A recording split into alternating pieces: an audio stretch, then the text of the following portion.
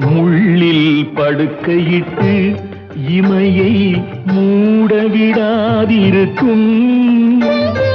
பிள்ளை குலமடியோ என்னை பேதமை செய்ததடி.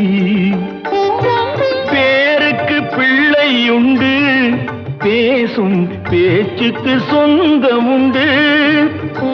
என் தேவையை யார் அறிவார், என் தேவையை யார் அறிவார்? உன்னை போல் தெய்வம் ஒன்றே அறியும். உன் கண்ணில் நீர் வழிந்தால் என் நெஞ்சில் உதிரம் கொட்டுதடி. என் கண்ணில் பாவை அன்றோ கண்ணம்மா, என் உயிர் நின்னதன்றோ. உன் கண்ணில் நீர் வழிந்தால்